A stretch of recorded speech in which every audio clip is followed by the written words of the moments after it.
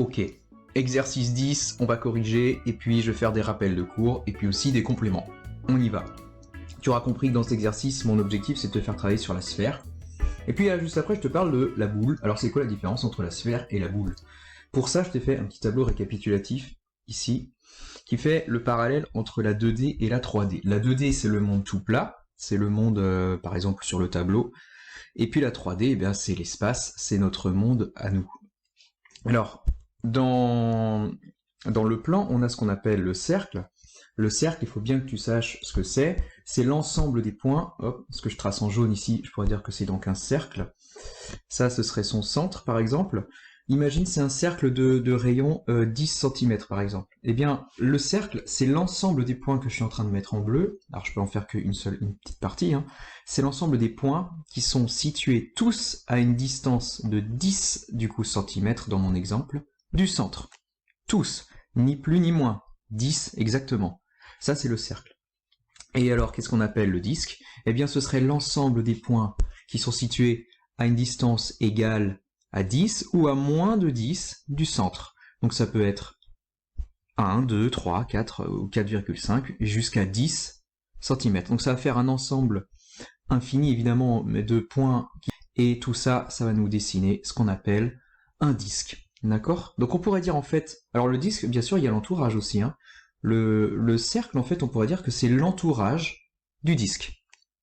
Voilà. Donc, on continue. En 3D, du coup, qu'est-ce qu'on a? Eh bien, l'équivalent du cercle en 3D, c'est la sphère.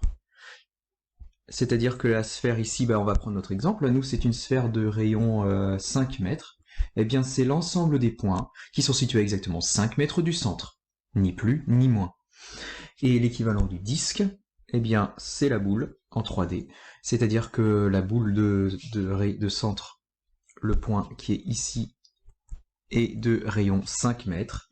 Eh bien, c'est l'ensemble des points qui sont situés à 5 mètres de ce centre, ou moins, jusqu'à 0 mètre. Donc c'est tout l'intérieur, plus l'entourage, d'accord? Alors, on y va, on va répondre à la question maintenant. La question était simplement, toute bête, calcule le volume d'une boule de rayon 5 mètres. Eh bien, il y a une formule pour ça, que je te conseille d'apprendre. Le volume de la boule, c'est 4 tiers fois pi fois le rayon de la boule, puissance 3.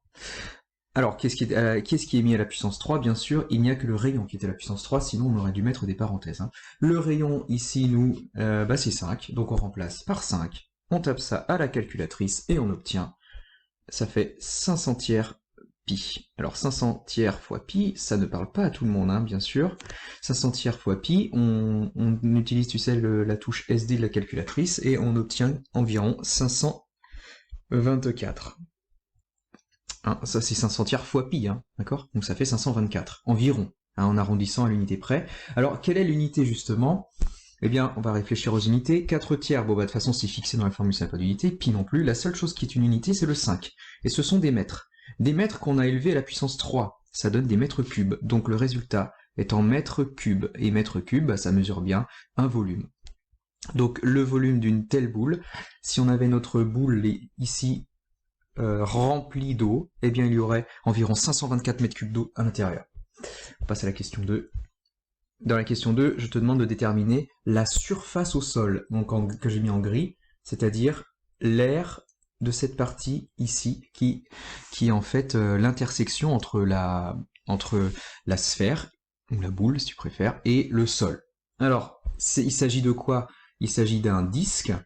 Comment calcule-t-on l'air d'un disque? L'air d'un disque, je te le rappelle, l'air d'un disque, alors ça c'est vraiment à savoir par cœur, hein. C'est pi fois le rayon au carré. D'accord? Donc on a besoin de savoir le rayon. Pi on connaît, hein. Pi c'est 3, 14, 15, 92, 65, 35, etc. C'est un nombre fixé. On a besoin de savoir le rayon. Et le rayon, bah, si tu regardes bien, c'est HR. Donc on va essayer de déterminer cette longueur HR. On a, si tu regardes bien, un triangle rectangle ici, et de toute façon, je te le dis dans le texte, qu'il est rectangle en H. Donc on peut penser au théorème de Pythagore ou à la trigonométrie, mais comme on connaît déjà deux longueurs, on va faire le théorème de Pythagore. Et oui, on connaît deux longueurs. On connaît la longueur OH, elle est donnée ici, et on connaît une autre longueur, c'est la longueur OR. Et oui, OR, bah regarde, ça part du centre et ça va vers une extrémité de la sphère. Donc c'est le rayon. Du coup, ici, ça fait 3, c'est écrit dans le texte, et ici, ça fait 5 puisque c'est le rayon. Et on cherche HR. On utilise le théorème de Pythagore, donc tu dis j'ai un triangle qui est rectangle en, ici il est rectangle en H, tu cites le théorème de Pythagore, et que dit le théorème de Pythagore? Il nous dit que on aura l'hypoténuse au carré OR carré qui est égale à la somme des deux autres côtés mis au carré, c'est-à-dire HO au carré plus HR au carré. On remplace par les valeurs, OR ça fait 5 au carré, HO 3 au carré plus HR qu'on ne connaît pas et qu'on cherche, mis au carré. Ça fait 25, égale 9 plus HR carré. Tu sais que comme d'habitude, on va essayer d'avoir HR tout seul de son côté, donc le 9, on va le passer de l'autre côté. Comment fait-on ça? En faisant moins 9 des deux côtés. Faire moins 9 permet d'éliminer le 9 qui est à droite. Et du coup, on obtient HR carré égale, donc 25 moins 9, ça fait 16. Donc, puisque HR au carré égale 16, ça veut dire que HR égale, comment on fait pour se débarrasser d'un carré? On utilise la racine carrée, à droite et à gauche. Évidemment, quand on fait une opération à droite, on fait forcément à gauche. Ça a pour objectif d'éliminer le carré. Et donc ça fait HR égale racine de 16, mais racine de 16, t'as pas besoin de calculette, c'est un carré parfait, ça fait 4. Et l'unité c'est quoi? Bah c'était en mètres. Donc HR ça fait 4 mètres.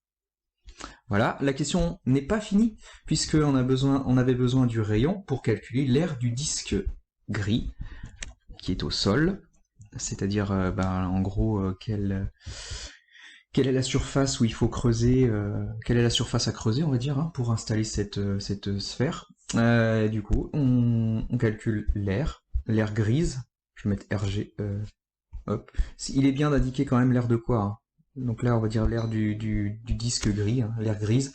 Eh bien, ça fait pi fois 4 au carré, ce qui fait 16 pi. Et 16 pi, ça fait environ, 16 pi, ça fait environ quoi? 50. 50. Alors, c'est quoi l'unité? On réfléchit très rapidement aux unités. Pi, pas d'unité. La seule chose qui est une unité là-dedans, c'est le 4. C'était 4 mètres. Des mètres mis à la puissance 2, ça fait des mètres carrés. Donc c'était 50 mètres carrés, environ. Ok? Pour la surface H grise. On continue. Ici, qu'est-ce que je te demande? Alors c'est simple en fait, on te donne une formule, je te demande de l'utiliser. Pour calculer en fait le volume d'eau qu'on mettra. Attention, on met pas de l'eau partout, c'est pas la réponse à la question 1. En fait on met de l'eau partout, sauf dans la partie enfouie dans le sol, donc il faut utiliser cette formule qui t'est donnée. Eh bien c'est des... Alors, il nous faut connaître, tu vois, il nous faut connaître HT, et HT, il n'est pas donné directement. La longueur HT, en fait, c'est, si tu regardes bien, c'est HO plus OT, donc on l'écrit quand même, HO plus OT. HO, c'est donné dans le texte, je crois, quelque part. En tout cas, oui, c'est ça, c'est donné avant. Ça fait 3 mètres. Plus OT. OT, c'est quoi? Bah, OT, ça part du centre et ça va vers une extrémité. C'est le rayon, 5 mètres. Donc ça fait 8 mètres. Ça y est, on a HT qui fait 8 mètres. Je vais faire ça pour gagner de la place. HT, 8 mètres, donc tu remplaces par 8. C'est parti. Le volume de la calotte égale pi fois 8 au carré divisé par 3 fois 15 moins 8. Tu tapes ça à la calculatrice et tu obtiens une valeur d'environ... ça fait 469. Alors l'unité c'est quoi? On réfléchit encore. À l'unité, les seules choses qui ont des unités là-dedans c'est quoi? Je vais les mettre en couleur. C'est le 8 et ce sont des mètres. Donc du coup, là ça va nous donner des mètres à la puissance 2, donc des mètres carrés, que l'on multiplie après par 15 moins 8. Donc 15 moins 8, ce sont des mètres, puisque c'est 15 mètres moins 8 mètres. Et donc on multiplie des mètres carrés par des mètres. Donc ça va nous donner des mètres cubes. De toute façon, tout est en mètres là-dedans, ça va pas te donner des litres. Ça va te donner des mètres cubes. Alors, je te rappelle que le mètre cube, un mètre cube, ça c'est à savoir absolument par cœur. 1 mètre cube égale 1000 litres. Ça c'est vraiment à savoir. Donc, 469 mètres cubes, ça fait environ du coup 469 000 litres. Et c'est bien ce qu'on nous demandait de prouver. Donc c'est-à-dire que l'aquarium rempli, eh bien, il va contenir 469 000 litres d'eau environ. Et c'est justement ça qu'on a besoin pour faire la question finale. Je te demande combien de temps il faudrait pour le remplir cet aquarium. Bon là, comme je parle de débit constant, ça veut dire que ça coule toujours de la même manière, donc il n'y aura pas de surprise, donc c'est de la proportionnalité. C'est-à-dire que si en 2 heures, il y a 75 000 litres d'eau à couler, ben en 4 heures, ce sera le double, et puis voilà. Donc on remplit le tableau, tu l'intitules ce tableau, tu donnes un titre à tes lignes ou à tes colonnes si tu préfères mettre en colonne. Absolument. Et non seulement tu donnes un titre, et aussi tu indiques l'unité dans laquelle tu travailles.